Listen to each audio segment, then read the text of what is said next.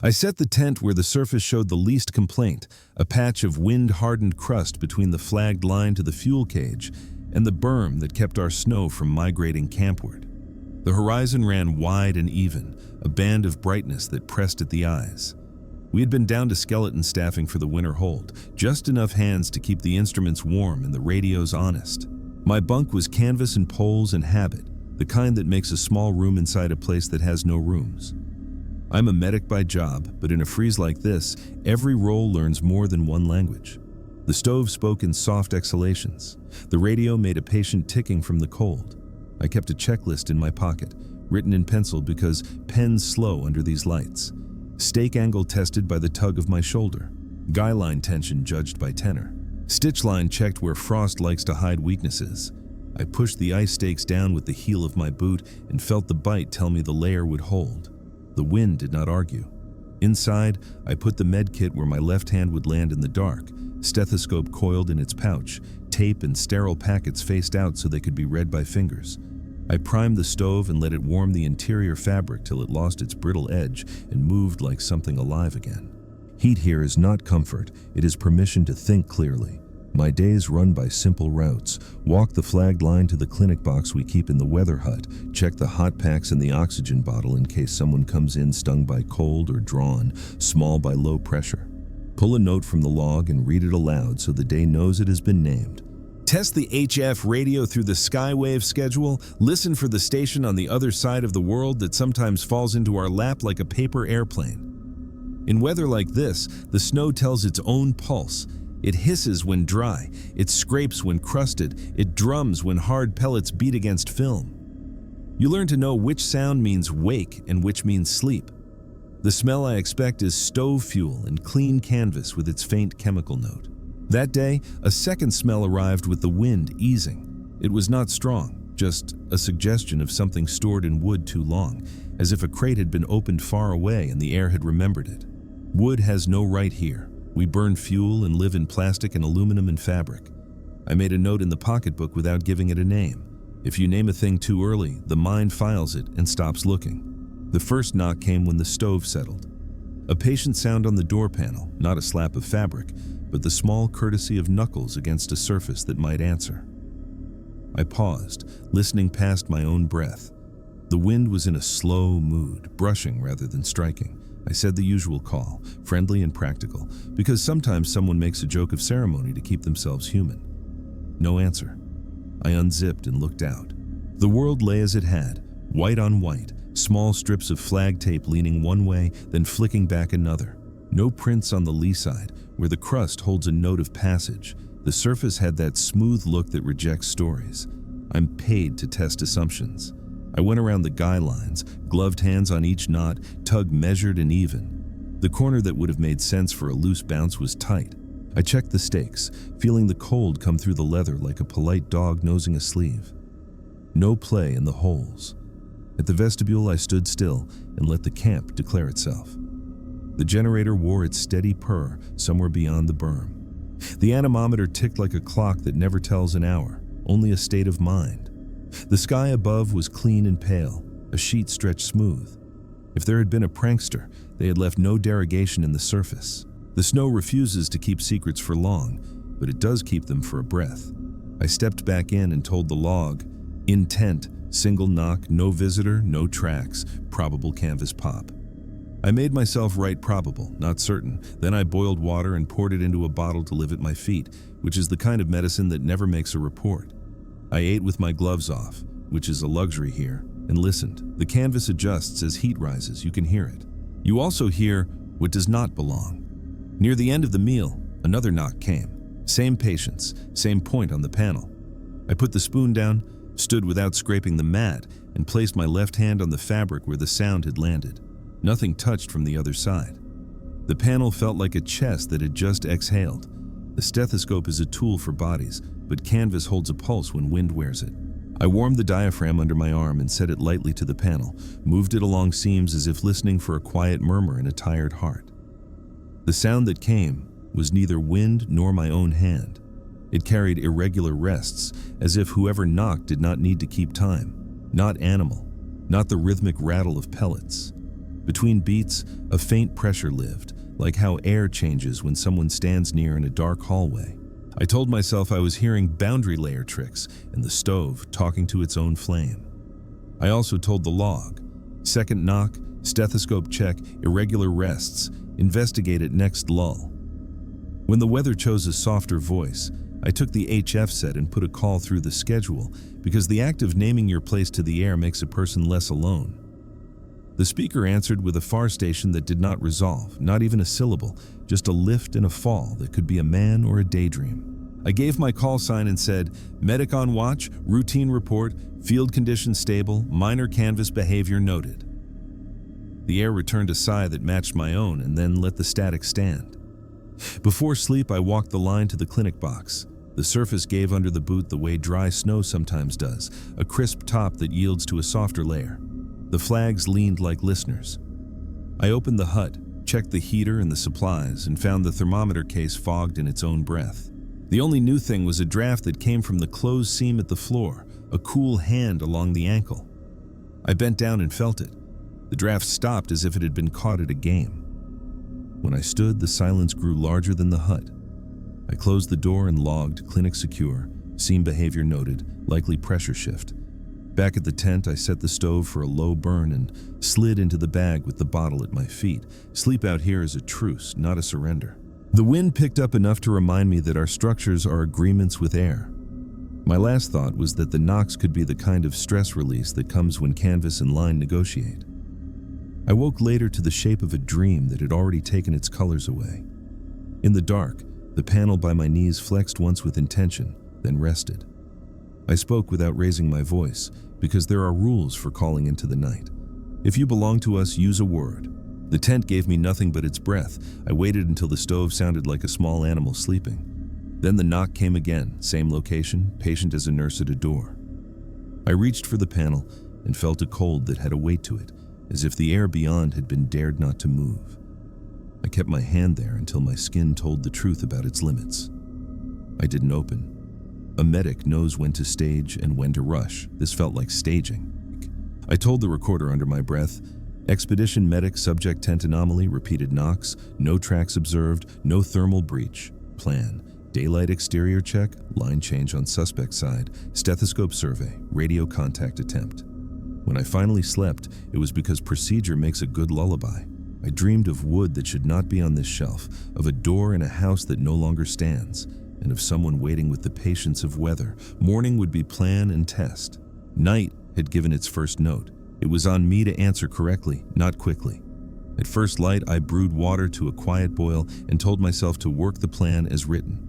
The canvas had cooled to its blunt morning temper, and the door panel felt honest under the glove. No stored breath, no strange give. I stepped out and let the air choose its bite.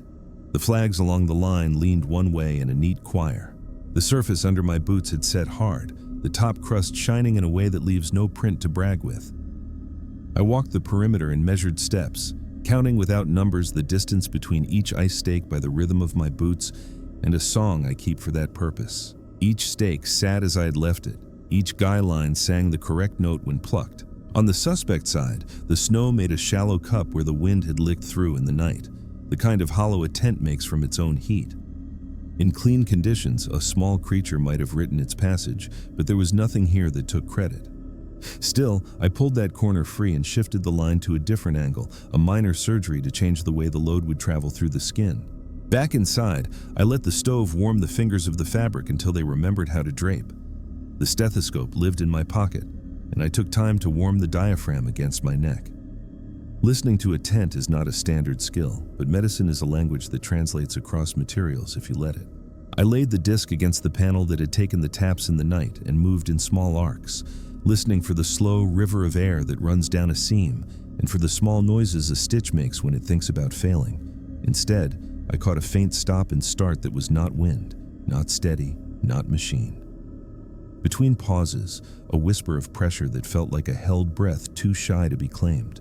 I pressed my palm there and spoke in a normal voice, because panic makes poor measurements. "If this is the stove and line arguing, show me by repeating when I touch the seam."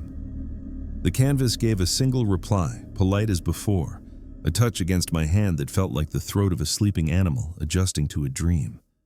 I held still, counting heartbeats by the familiar climb and settle behind my ribs. I moved the stethoscope 3 hand widths along the panel and tried again. Another gentle answer. Same timing, as if the tent knew where my hand would be before it arrived.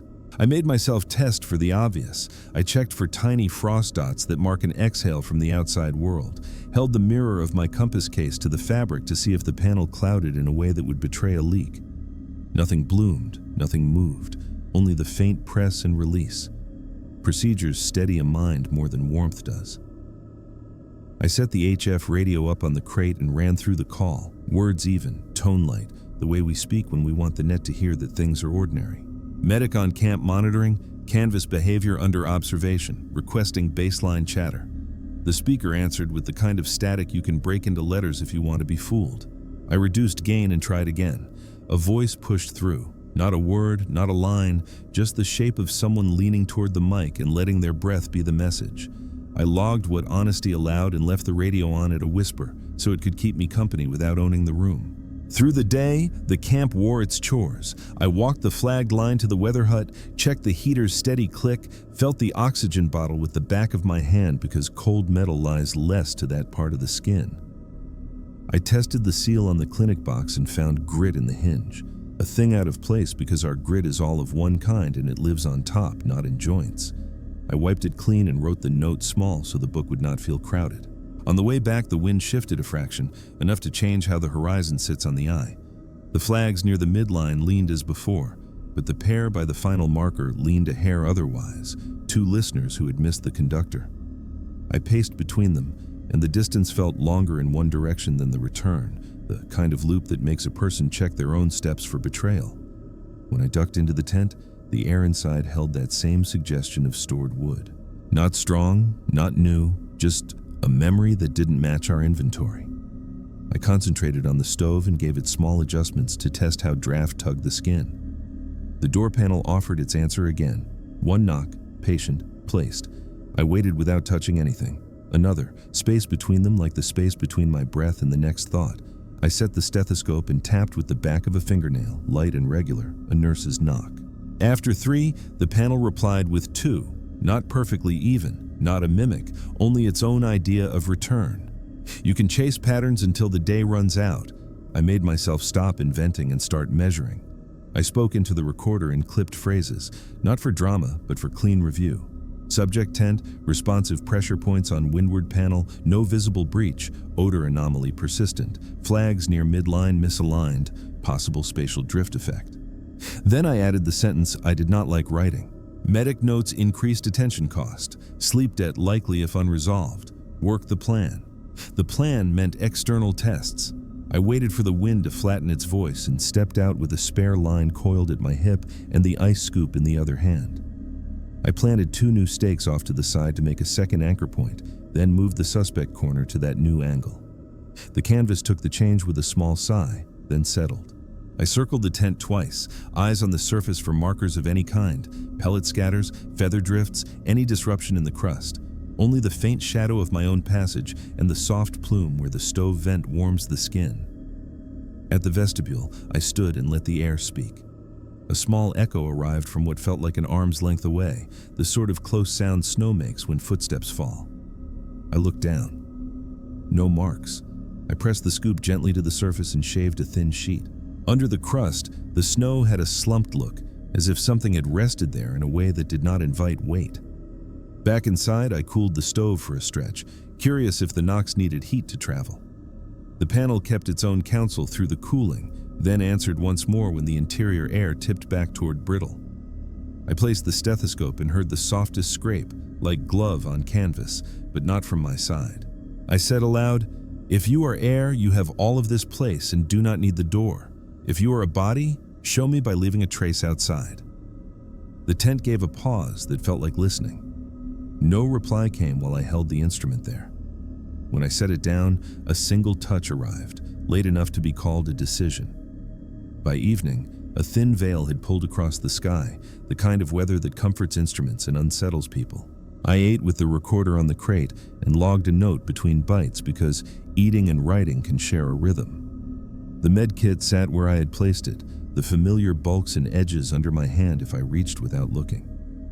I thought about moral orders, the ones that ask you to keep a patient calm by naming things that may not be true yet.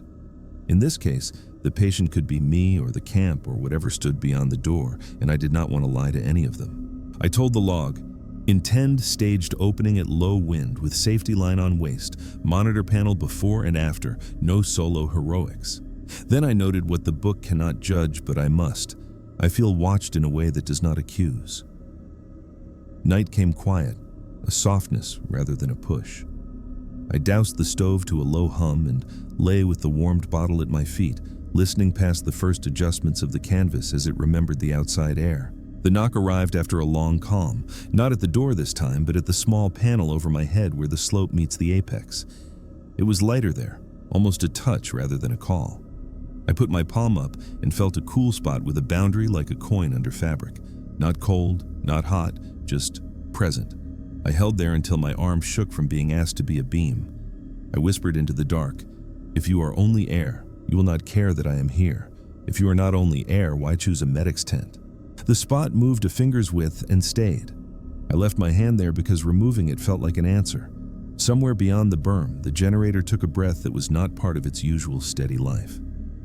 The sound reached me with a delay that did not match the distance I know by walking. I noted that without standing. The flags outside gave a small applause without wind enough to earn it. The radio whispered a single sound that could be a consonant or the flap of a sleeve. The smell of stored wood returned and left, as if remembering had a schedule. I said into the recorder, "Second day, pattern suggests agency without mass, decision to proceed with daylight test confirmed." I closed my eyes and let the tent count me down with its faint touches, one after a time, then another, like a nurse checking vitals without waking the patient. I kept my breathing even and matched the pace. Sleep came late, and not because of fear. It was the feeling that someone had finally answered a knock and was waiting for me to reply with the right words. The day chose a voice that would not undo work, so I set the line around my waist and tied a bowline I could release with a mitten. The plan had been written in the night when the mind is neat, staged opening, monitor response, no improvisation that the log could not explain later. I checked the med kit by weight and touch, then slid a small packet of talc into my pocket, a clinic trick for seeing air that believes itself invisible. The stethoscope hung around my neck like a reminder to keep the language of bodies close. I loosened the door zip a hand's width and waited with my palm lifted, not touching, listening as a nurse does before a hand goes to the chest. Air entered in a smooth ribbon, no eddies, no grasping finger. I widened the opening the smallest amount and felt the pressure in the tent adjust like a rib cage, welcoming a slow breath. Nothing pushed in that would be called a visitor. I told the recorder what I had done, said the words plain, then opened fully and stepped back to give the panel space to speak in its own way. Outside, the flags leaned toward the same thought. I stepped into the light and kept the line just firm enough to remind both of us that I would return. I walked the suspect's side and saw the shallow cup still pressed into the drift where the tent had shed its heat overnight. The surface said nothing else.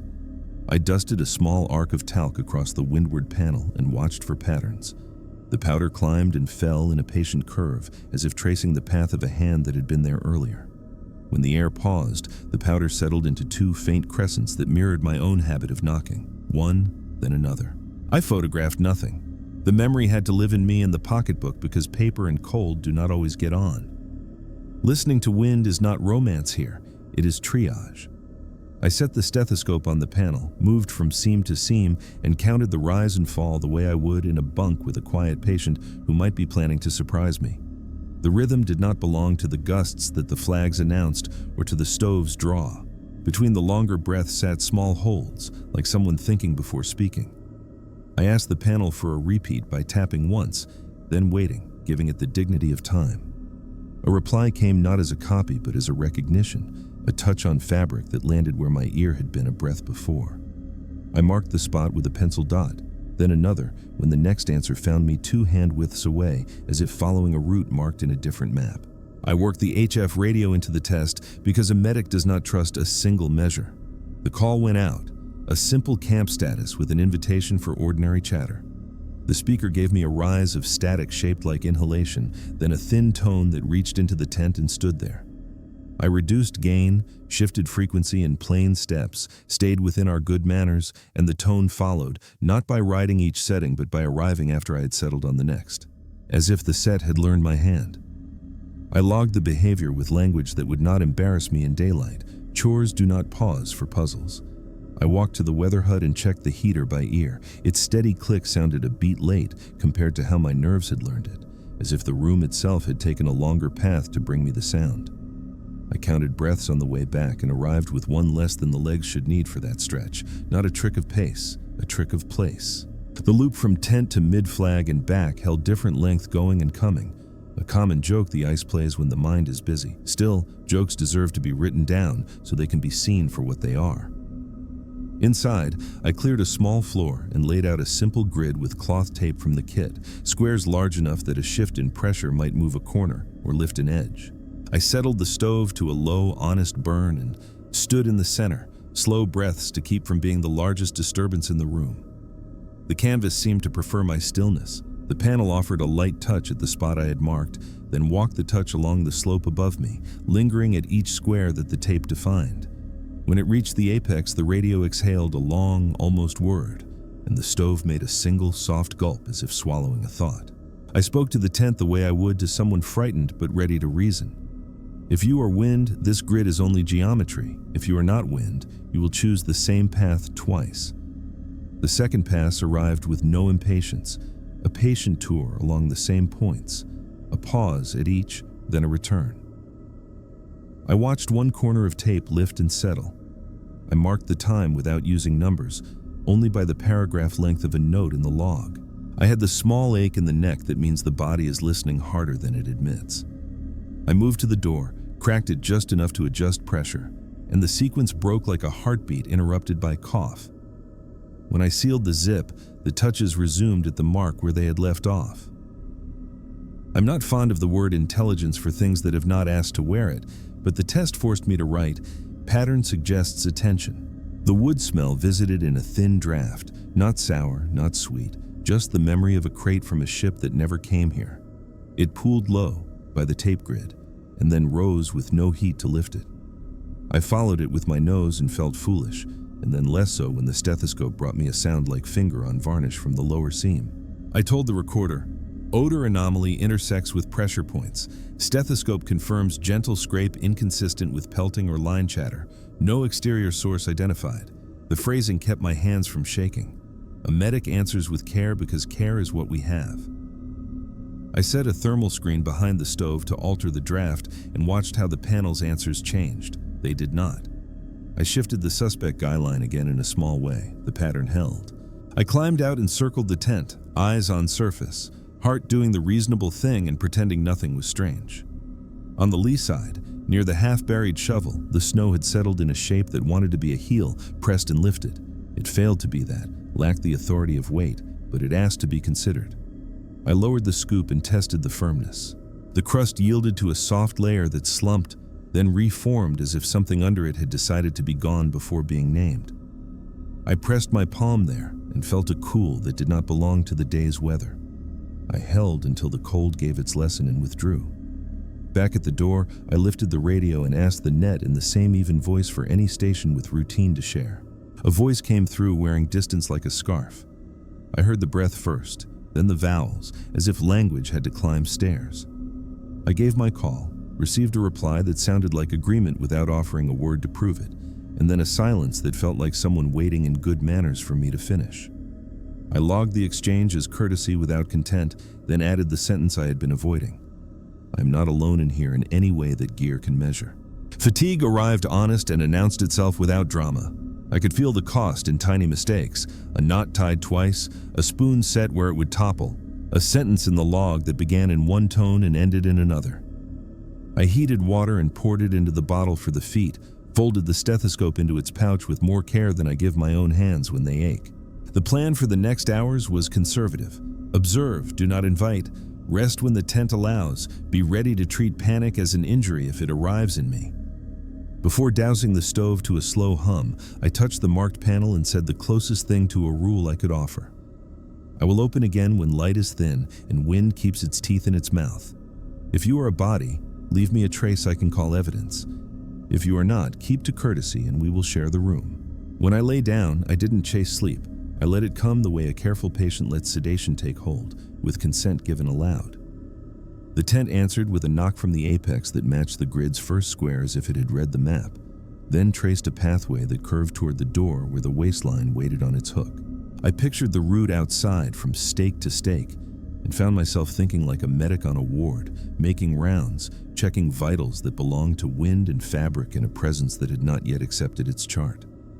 I matched my breathing to the soft touches as they moved. When they stopped, the radio gave one last breath and the flags beyond the canvas whispered without wind to carry gossip. In the quiet, I understood that the next part of the plan would cost more than fuel or sleep. It would ask me to open the door and allow whatever had learned my room to step closer to being a patient or a host, or neither. The sky kept its flat light long enough to make a choice feel reasonable. I checked the waistline again and ran the soft braid through my glove until it remembered my hand, then clipped it in a place I could find without looking. The medkit sat where it always sits, an anchor that keeps my thinking from drifting. I told the recorder I was switching from passive to active, words neat and calm so they would not sound like a dare when I read them later. Door crack first, pressure check, stethoscope survey, then a short circuit around the tent with pauses built in at each stake. I touched the panel that had learned to answer me and felt nothing there but canvas, cold, and the old memory of warmth inside the fibers. A presence that had been attentive now chose not to warn. I opened the door enough to put my face where outside begins and took the air straight and without flinching. The flags along the line leaned as a group but not as a choir. Two near the end stood in their own small opinion, which would have counted as daily trivia if I had not been keeping a ledger of small disobediences. I stepped out and let the line find its length, then dragged the ice scoop behind me to read the crust as a patient reads a scar. The surface had set clean, a firm top with compliant snow beneath, the kind that records any visitor who asks to be seen. I made the slow loop, stopping at each stake to feel for play and to listen with my cheek against the line. At the second pause, I heard it. The careful compression of snow under weight somewhere near but not at my feet, followed by the small recovery sound the surface makes when relieved. A footstep that did not belong to me, close enough to set the inner ear in motion, far enough to deny simple explanation. I turned slowly, letting the line wind around my waist until it tugged a warning. The place where the sound had lived offered me a glare that kept secrets. I held still long enough to make wind impatient. Nothing wrote itself across the crust. My boot marks, the drag of the scoop, and the faint sigh from the stove vent at the tent were the only scribbles. I took the stethoscope from inside my jacket and set the bell to the snow with my hand behind it to keep the cold from lying to my senses. Snow speaks in a different register than canvas. You feel more than you hear. A pulse lived under the crust, slow, then slower, then a hold, then gone, as if the ice shelf itself had practiced breathing to comfort nervous animals. I dusted a small pinch of talc onto the suspect area because a clinic trick does not care what room it serves. The powder sat quiet until the low wind passed, then drew two faint arcs that matched the ball of my heel before smearing into nothing a half-arm distant. I could have wiped it away and called it a draft. Instead, I told the recorder the truth as it had lived for me. Powder traced a heel shape without print, arc incomplete, probable pressure change along shallow layer, further test required. The act of saying probable kept me from stepping further along a path that would have me naming a patient before I had earned the right. The flags nearest the midline clattered for a breath and then fell still, the way conversations stop when a door opens on a ward. I worked the loop again, slower, counting distance by the soft pull of the line and by the cadence of a song I keep for long nights with feverish people. Twice more the surface spoke in that shy way, a press and a release that belonged to mass but declined to show it. I pressed my boot down near the second event and felt the underlayer slump more than it should, then firm again, as if a body had just corrected its posture without upsetting the chair. I tapped the crust lightly with the scoop and listened to the tone. It changed by a small interval across a space too narrow for geology and too broad for a trick of ice screws. I marked the places with 2 sticks of flag tape eased into the snow, the gentlest sign I could make. Inside the tent, the wood smell had thickened along the floor and learned the corners, the way a hospital room learns the medicine cabinet. I slid the thermal screen aside to watch the stove's draft and saw the panel above my head tense the way a throat tightens before a cough. I set the stethoscope there and waited. The touch arrived off to the side where a pencil dot already lived, then walked along the slope in the same path it had liked the day before, pausing at the apex before descending toward the door. I spoke without inventing the word that would make me feel brave. If you are wind, I have moved lines and screens and you do not answer to plan. If you are not wind, you have been practicing. The panel offered a single knock at the remark about practice and then went patient. A medic looks for clusters. I wrote a cluster list in the book in short phrases that would not embarrass me in the morning. Responsive panel above, responsive snow near stake pairs, odor anomalous, HF tone that follows hand, spatial drift in walkway timing, generator breath out of step, flags with private opinions. Then I added a line that forced me to read it twice. Agency implied by repetition with variation, refrain from giving it a name. The instructions settled the shaking in my hands in a way T could not. With the light holding, I took the radio outside and keyed the mic with my glove off for a better feel. I gave the camp call and the plane report. The answer came in stages: air noise, a high thread, then an almost word that put weight on one vowel the way a person does when the throat is dry. I asked for a signal report in the modest tone we use when we expect to be ignored. The reply did not offer a language, but the tone rose a little as if it had understood the shape of a request. I moved the dial by gentle steps, and the thread did not ride the move. It reappeared after the move settled, a reflected skill. I stopped when the little hair on my wrist told me it had had enough learning for one day. In camp, routine insisted on being obeyed. I reviewed the kit, ran my fingers over tape ends and gauze folds, made sure the thermal blanket was packed so it would deploy without drama. I told myself this practice was medicine for fear, and that made it true enough. Outside, near the shovel, the shallow slump in the snow had deepened into a suggestion of toes that never committed, a fan of lighter crust where no boot had put its story. I crouched and looked across the surface at low angle, the way a tracker takes the world in slantwise. The light made shallow ridges into a faint print that ran too long between pauses, as if a stride had grown without asking the legs. The pattern led toward the flags that had held their private weather, then veered away just short, not from caution, more like courtesy. I went along the arc until the surface refused to participate any further. Back at the door, I knelt and pressed my ear to the panel. A touch came from the inside of the skin, as if the tent had placed a hand there to reassure me. I pressed back and felt the pressure match, not in strength, in timing, like a clinician mirroring a patient's breath to bring them down from the ceiling.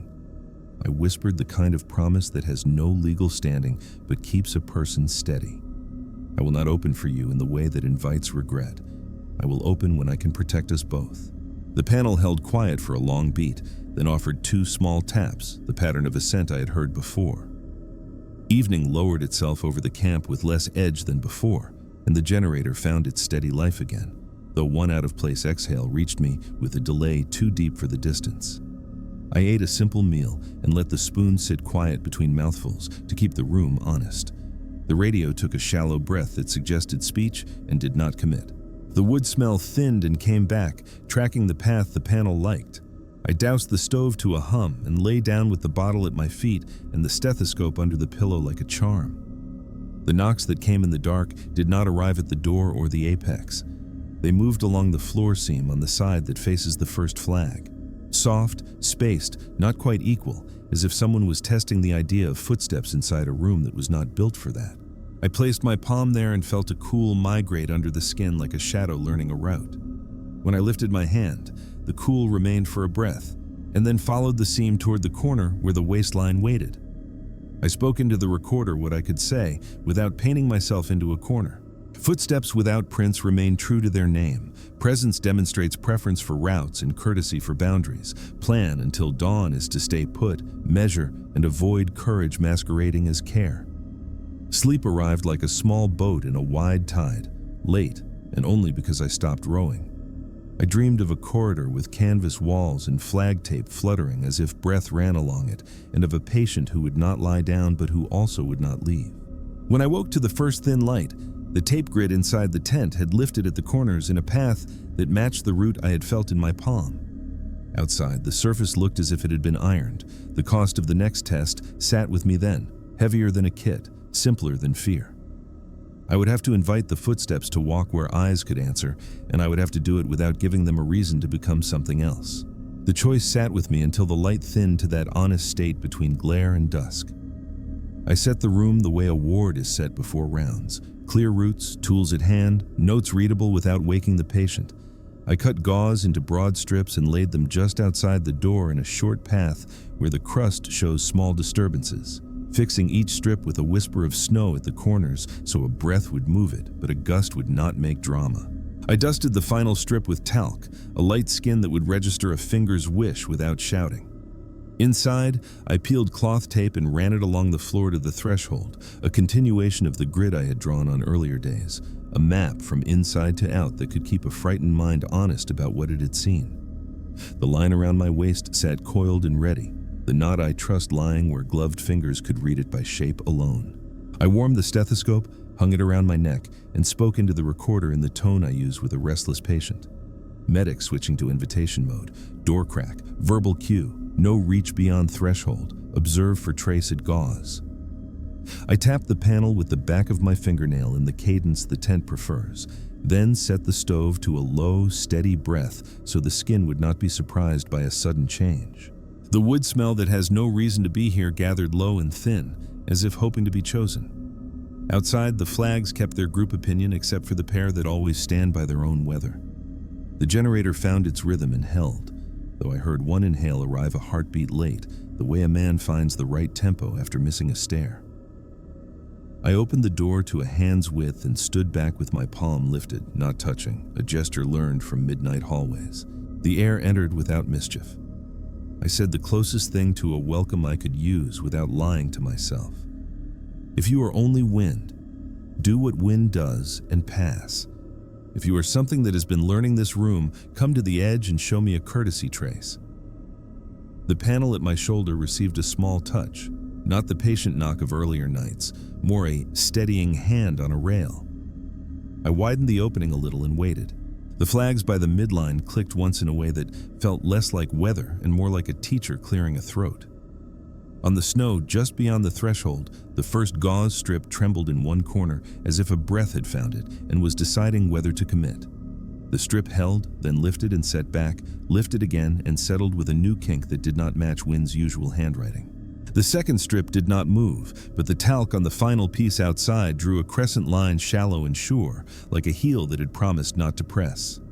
I told the recorder, trace observed at entrance gauze, faint heel arc at outer talc, no debris carried, no visible depressions, tent pressure steady. Naming it kept me from stepping out too far. I stayed at the opening long enough for the air to tell me what it did not intend to do, then closed to a narrow slit and listened with the stethoscope at the seam where floor meets wall. A soft scrape passed beneath the bell, moved toward the corner where the waistline waits and paused. I touched the fabric there with my fingers splayed like someone asking for calm. The panel warmed under my hand with the heat my own skin offered back, then cooled in a way that suggested more than empty air lived on the other side. I said, "A little foolish, a little professional. I will not name you. I will write what you choose to show." The panel gave one gentle knock at the word choose and then withdrew. Routine is a kind of anesthesia. I walked the flagged line to the weather hut and found the heater working with perfect indifference to the questions in the tent. The time it took to get there refused to match the time to return, though I kept the same pace and the same song in my head counted the distance. The flag pair with private weather leaned opposite again, and the drift near the shovel had learned to shape like toes working in sleep. I felt the surface with the scoop, and it yielded just enough to let belief grow without giving me the comfort of evidence. On the way back, the horizon shifted a shade darker at one edge, a bruise of cloud that might break into a whiteout if given courage. A medic's calendar marks not only days but also rooms, and the room outside was preparing to close. In the tent, I examined the gauze. The first strip showed a twist at one corner that could be called clumsy human work if I had not weighted it against clumsiness. The second held its neat rectangle with dignity. The last, the one with talc, carried a second arc crossing the first, as if someone had reconsidered where they placed their heel, or as if a memory had been edited. I folded the strips into the pocketbook with care, then shook the talc into the stove's cold pan to end the test. The wood smell rose with the powder for a breath, then left, as if embarrassed at being noticed in daylight. The HF set asked to be part of it, and I let it. I keyed the mic with the gloves off again and gave the most ordinary report I could, tone smooth, words simple, because fear has a way of making statements sound like confessions. The answer walked in on a thin line that put weight on a single vowel, not a word, not nothing either, just a human shape without clothing. I logged the breath as breath, not language. When I moved the dial in small civil steps, the thread did not glide with me. It left, then returned after each move had finished, like someone following at a respectful distance. I said, "For the log and for the room, thank you for keeping manners." The day slid into a colorless evening that makes distance difficult to judge. I tightened lines, checked stakes, ran fingers along every knot until the pattern of rope and glove spoke back. The plan was simple and costly. Stand by through the night with the door unzipped to a slit, the line ready, the recorder live. My mind set to be a nurse in a room where the patient will not sleep. I ate a quick meal and let the spoon rest carefully instead of clattering it into the pan, small courtesies to a presence that has been polite so far. I doused the stove to a hum and spread the thermal blanket at my side, not for warmth but for color contrast in case the room wanted to write on it. The first touch came from the apex, the second from the floor seam toward the first flag, a gentle stepping down the slope that mapped to my taped route. The door slit breathed in and out without tugging. I placed the stethoscope where the seam met the threshold and heard that little varnish scrape again, like a finger trailing a wooden rail. The gauze just outside lifted at one corner in rhythm with the touches inside, a duet without instruments. I spoke into the recorder in short phrases, not to be dramatic, to stay awake. Apex touch, descent along known path, exterior gauze lift in time, door pressure neutral, no pellet striking, no flap chatter, no draft stutter. Hours measured themselves without clocks. The generator kept faith for long stretches, then offered a late sigh that arrived like a thought from a room down the hall. The flags by the midline gave small applause as if something pleasing but private had occurred. The bruise on the horizon smoothed out and then gathered itself again.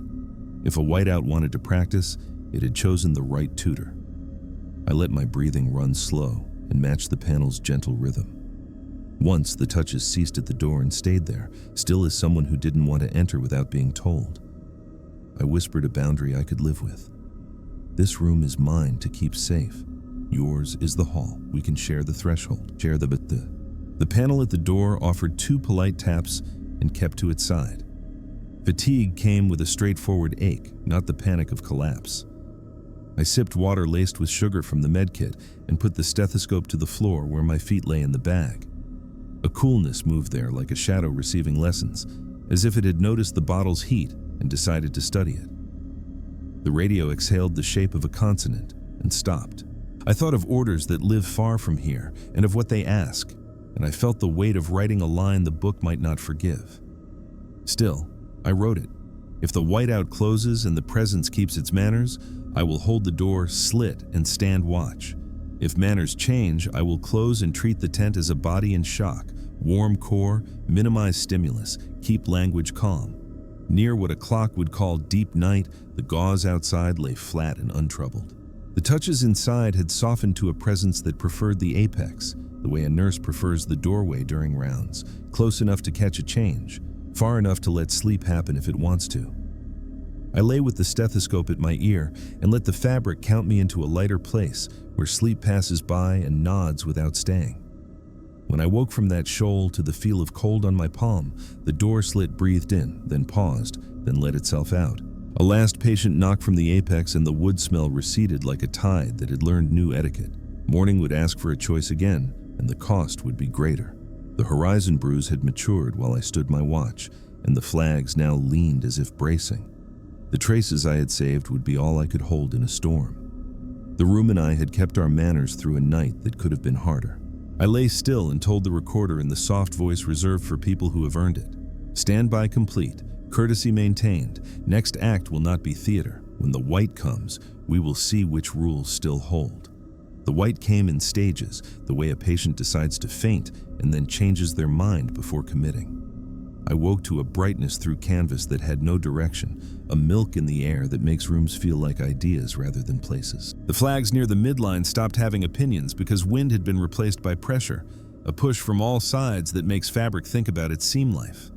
I respected the day by talking less. I set the stove to a disciplined breath, weighed the med kit in my hands, and tugged each line with an even temper.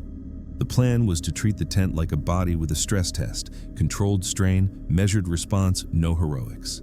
I told the recorder, pressure seam test commencing, whiteout stage rising, interior courtesy still expected, saying it kept me from pretending I was a spectator. Outside, the world had been replaced by a room with no walls.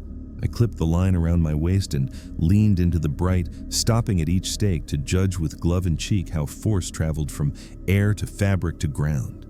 The snow did not squeal. It spoke in a hush that reached from surface to ribs. The first stake accepted the new load with stoic pride.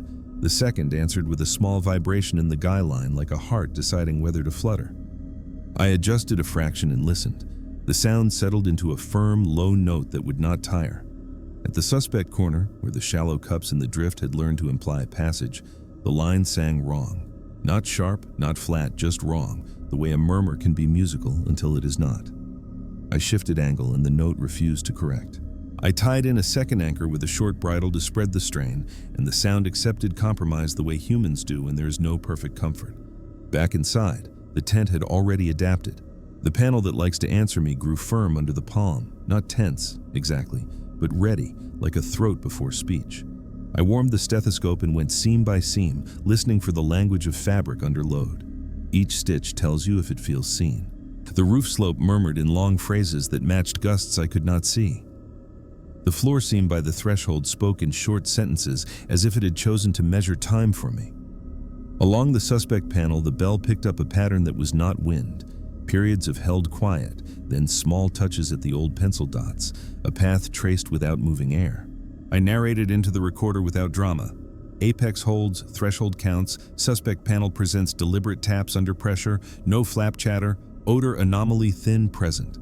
The wood smell rose and fell with a rhythm that ignored the stove's draw. It gathered low when my hands worked the lines, thinned when I held still, returned when I wrote. I dropped a pinch of talc on the floor seam near the door and put my hand to the panel.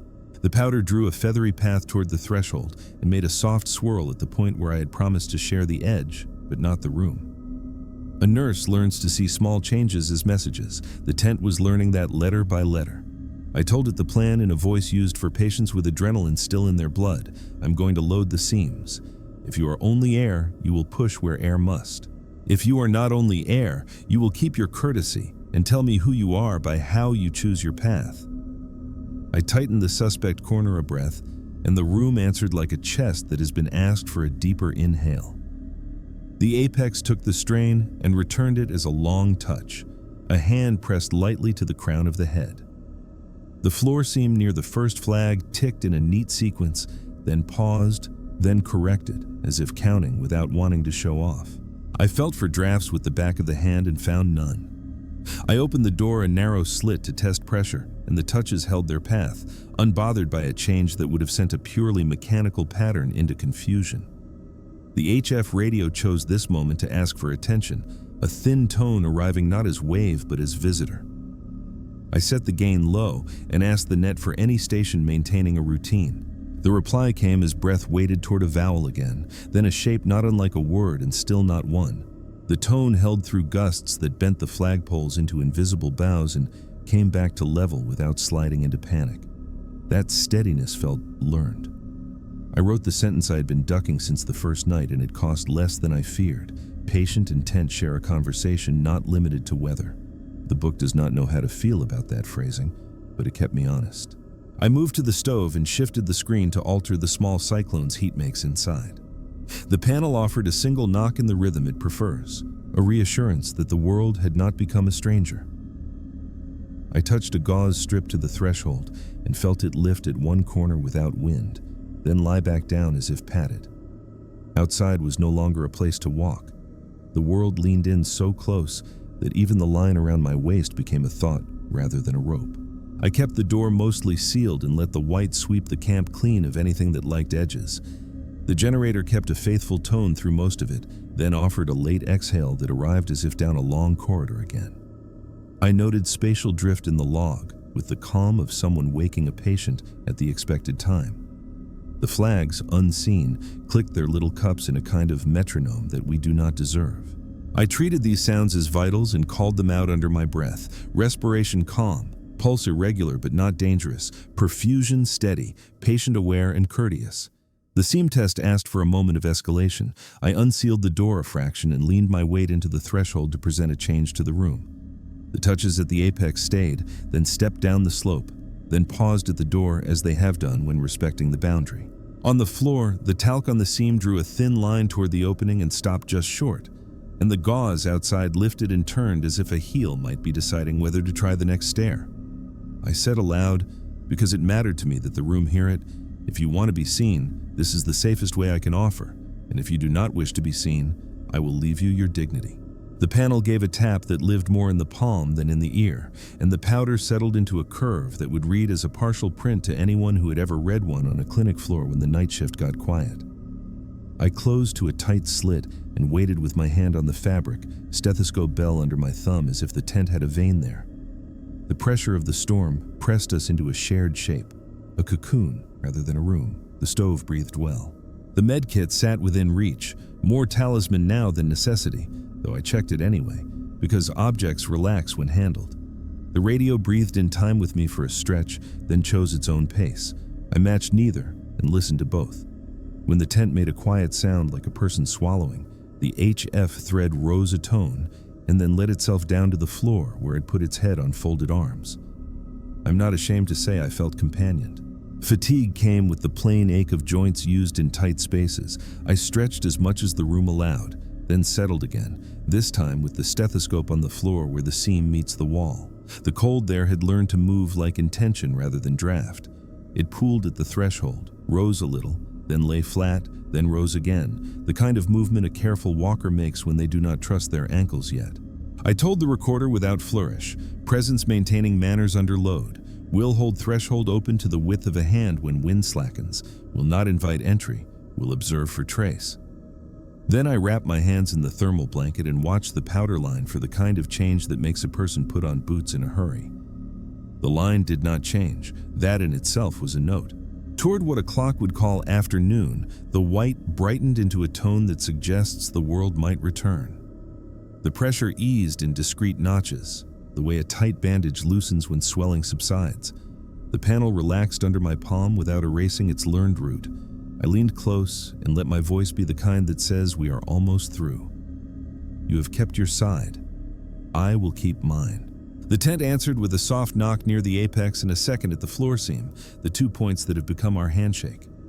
Outside, some small sound like a footfall came late, delayed beyond the time distance would allow, then a second, and then polite stillness. When the light inside the white gained direction again, I unsealed the door and held it at that narrow compromise. The gauze at the threshold stirred once more, lifted and set, and the talc, which I had thought exhausted, wrote a thin crescent atop the older one, a layering that said memory without asking me to prove it. I folded the gauze into the pocketbook, capped the talc, and put the stethoscope back in its pouch with the respect due a tool that keeps language honest. I ate without noise, drank water warm to body by sitting it under my jacket, and told the log what mattered. Seam test complete. Tent behaved like a patient under strain and a partner under care. Evidence remains modest and durable. Storm easing. Next step is, after silence, observe what remains when pressure leaves. Evening found the camp in a new quiet that did not match the old. Things placed themselves back into roles, generator steady, flags clacking small truths, stove making a home of its breath. Something had shifted with the load and the manners we kept under it. I lay with the bottle at my feet and the recorder open and waited to see if the room would speak without wind to carry it. It did, just once, a knock from the apex that traveled to the threshold and stopped there, content to rest where the seam meets the world. I said thank you without saying to whom, and slept in the way a medic sleeps after a night that ended without loss. The day after the white untied itself from the camp, the silence had more shape than it should. It sat between objects like a patient between words. I rose without hurrying and put hands to the small nations that answered to them: stove, medkit, lines, radio. The canvas moved as if learning a slower breath. I warmed the stethoscope, not from habit alone, but because the room had earned the courtesy, and held the bell at the apex where our handshake lives. A faint hum traveled the fabric, no longer riding the storm's muscle, more like a throat clearing after a long story. The wood smell hovered and then thinned as if embarrassed to be seen in calm light. Outside, the flags reclaimed their group opinion. The pair, with private weather, still leaned at their favorite angle, unwilling to be reformed by democracy. I walked the line with the waist rope loose, letting the surface announce whether it intended to remember. The crust had taken a polish from the whiteout, smooth as a floor scrubbed for visiting inspectors. Nothing wrote itself there that human eyes could swear to. Near the shovel, where the snow had learned to suggest toes without committing, a shallow soffit lived under the top layer, not enough to name, enough to break the stride of belief. I pressed my palm to it and felt a cool that carried the idea of movement rather than movement itself. I do not call that proof. I call it a note. Back inside, the tent held the new quiet with a dignity that made me reluctant to speak. I set the stethoscope to the floor seam and waited. Small scuffs traveled the length with the patience of a ward nurse making rounds on a night shift that has decided to behave. I tapped the panel in our practiced cadence. The answer came lighter than before, close to the skin, like someone touching a rail because touch keeps them from floating. I told the recorder that after silence was in effect, that the room was behaving as a body does after stress, gathering itself, deciding what to keep. I kept my voice even. I did not use the word healing. This HF radio asked for attention with a thread so thin it almost chose not to exist. I called the net in the most ordinary tone I own. The reply arrived as breathing before it decided to try speech. A vowel came through, then another, crooked and gentle, like a person who had learned our weather by listening to us sleep. I reduced gain, moved the dial a little, made small adjustments with all the manners I expect in return. The thread did not slide with the moves. It vanished, then resumed after I settled each step, a companion at a respectful distance. The log took the language I allow it, courtesy maintained, content modest, shape of human without the burden of claim. I cleaned the kit to slow my hands, the way I do after a room goes quiet because a fever decided to leave. Gauze returned to its folds, tape tails squared, vials turned so labels face without making eye contact. I ran finger pads along the stethoscope's tubing as if checking for cracks. A medic makes rituals from rational work so that mind and object share a single pace. I sat the kit within reach, then set the thermal screen at an angle that lets the stove hold a room without bossing it. The canvas adjusted with a whisper. The apex gave a single tap. The door seam stayed aligned until I touched it, then flexed once, a polite reminder that the threshold is a shared idea. The gauze strips I had laid during the invitation night kept their kinks, souvenirs that felt like borrowed handwriting. I tucked them into the book between pages that smell faintly of pencil and fuel. The talc had settled into the seam and made a pale thread. I didn't blow it clear. Some records deserve to live where they worked. I stepped out to the flags and watched them explain the wind to one another. Near the midline, a sound arrived late relative to the distance walked, a small flinch in the ear that says a corridor has become longer than the room allows. Spatial drift had not decided to leave with the storm. I wrote it down because repetition is its own kind of evidence, and because a mind that refuses to repeat is a poor witness. By midday's suggestion, a front gathered far off and promised nothing. I used the stillness to attempt one last clean test. I unzipped the door to a hand's width and set the stethoscope at the threshold, bell half on canvas and half on air. I tapped once in greeting and waited. The answer passed from apex to door with a restraint that made me feel watched without being sized. The bell caught a soft scrape across the seam, like a finger remembering varnish. The radio exhaled and held its breath for the length of a calm sentence. I could have asked for more. I did not. I said aloud that I would begin to pack the auxiliary lines in the morning, that our agreement had been kept, and that whatever had learned this room had my respect.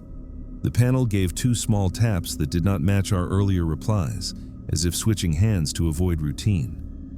I made one walk to the weather hut for the heater check I could have trusted to memory. The room there wore lamplight that did not exist, a glow built from the idea of light. The clicks arrived in their count, but the pauses held slightly longer, as if the heater was remembering to rest. I touched the oxygen bottle with the back of my hand and it answered honesty with honesty.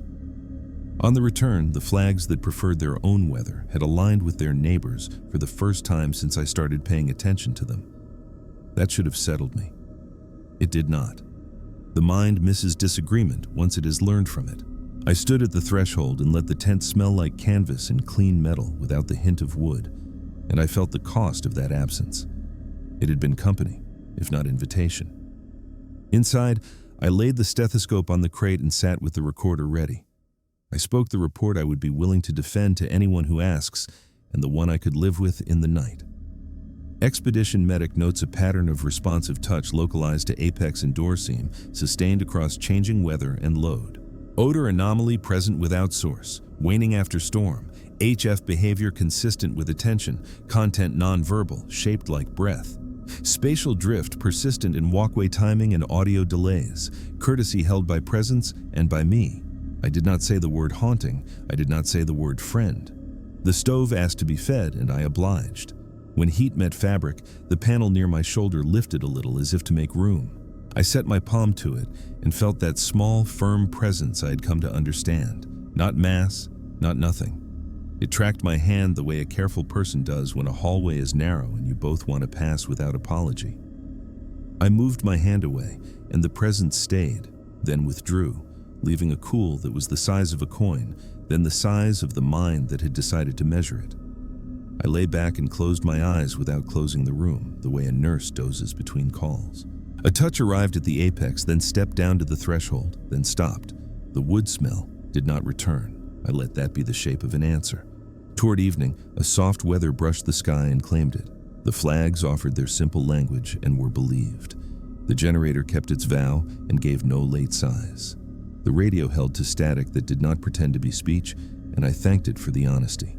I ate without ceremony and wrapped the bottle in fabric for the feet, then rolled the line and set it where it would be easy to forget and difficult to lose. The medkit took its last inspection for the day and did not flinch under it. I told the recorder the plan that would survive scrutiny and my own reflection.